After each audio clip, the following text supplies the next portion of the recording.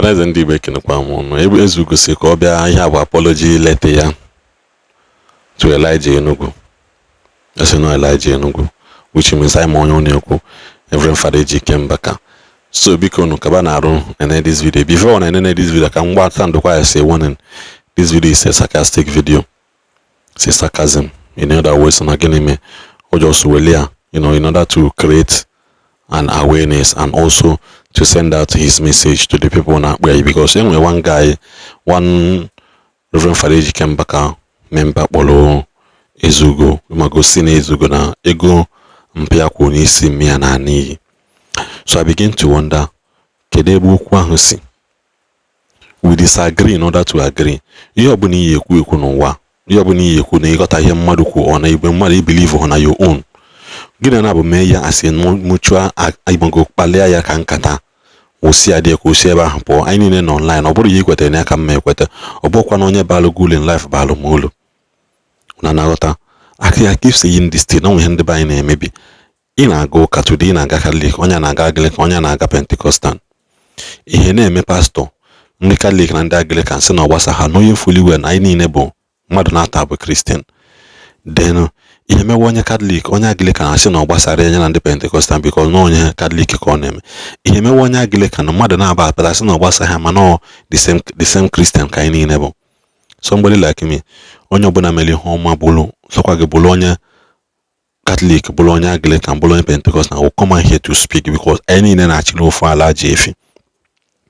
Mbaka balụ so many people ulu, nwekwana ndị ọ nabara ulu. Just like mgbe Jesus bịa, there are so many people he's a blessing to, and there are so many people he's not a blessing to.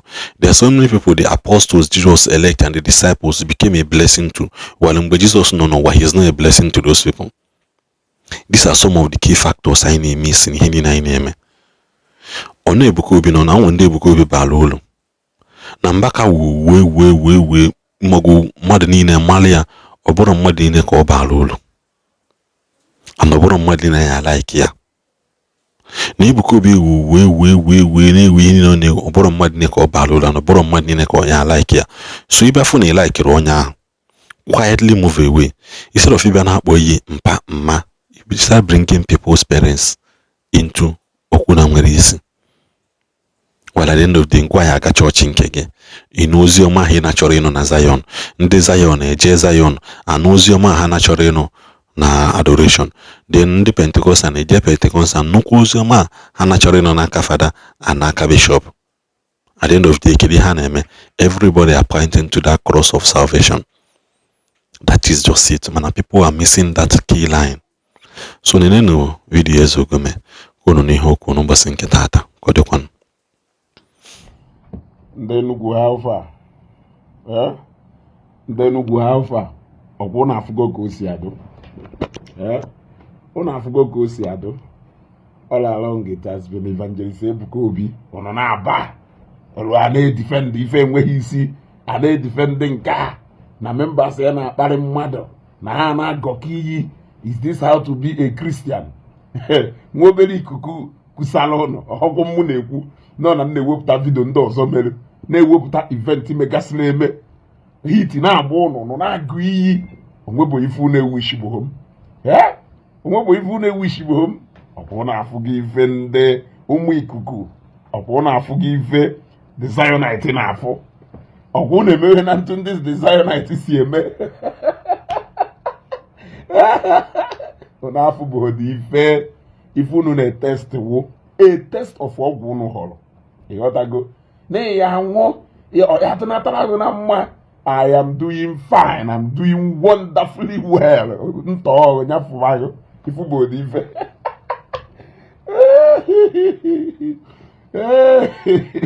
Onafu bụ dị ife.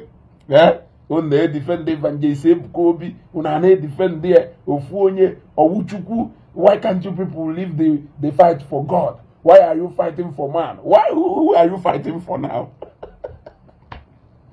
If you go Conado, on recruit go, video, piap, you plan, when they me plan, when we hife no, nya ere elu katana ha InShot me onwebụghị ụdị ife ewuchibom ndị Zionite ka dị n'ụnụ mma ụfọdụ n'ime ha utresi na onye a mekọ na akpa ya mee bla bla bla bla ụnụ the worst than any congregation ụnụ afọ bụ ife ụnụ the worst than any congregation mana ọ na-amara very worst.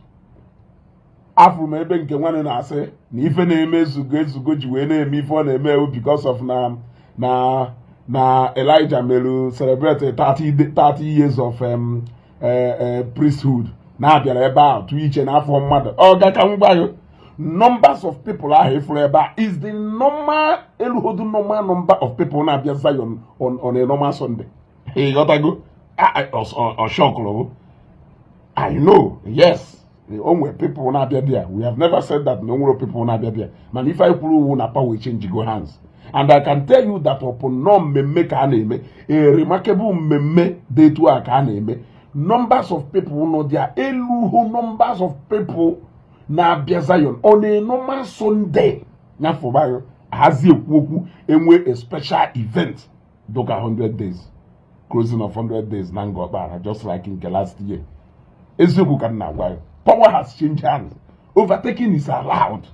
Unafu buhi ife. Okunu se ndị Zionite meshi ọnụ. They are not behaving like Christians. Why are you defend the one man? Blah blah blah blah blah. Okwifugun. Eche nurse also Evangelist Bukobi Wonye. Okwifugun. I am beginning to open the event of the past and the event mepo.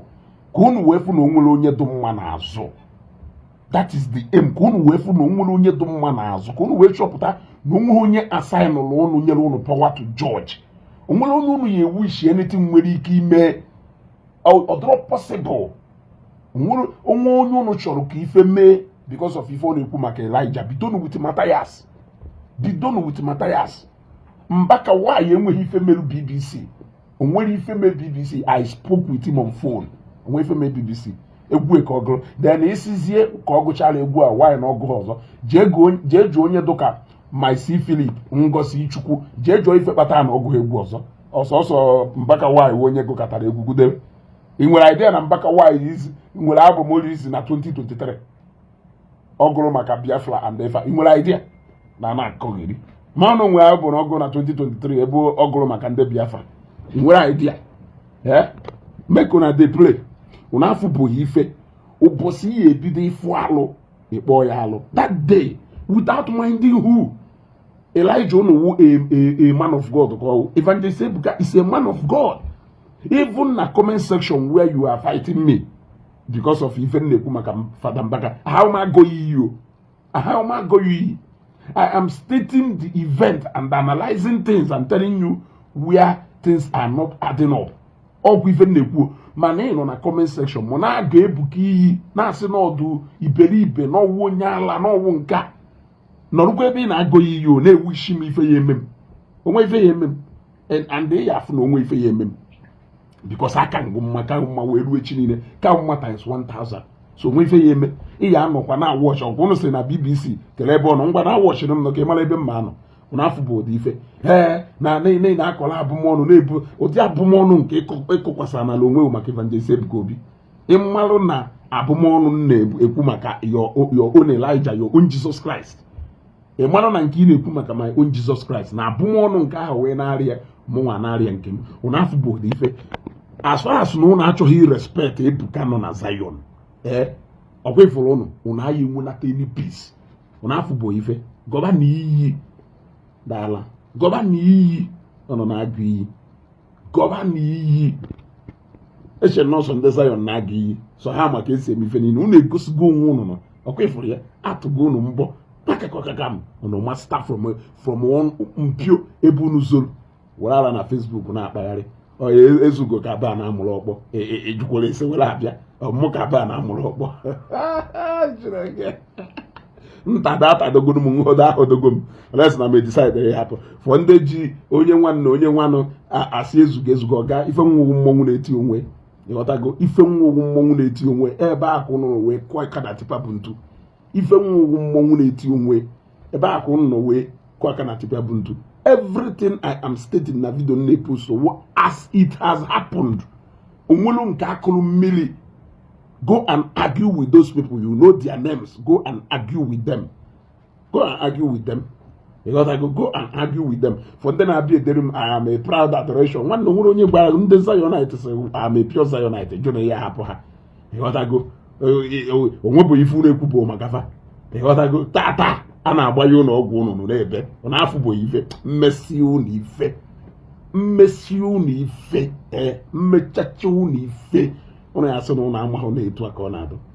Ono ya sị na unu amahụ na-etu aka ọ na-adụ. Mma agba ya unu nwobere ọgwụ na agba ndị nwana.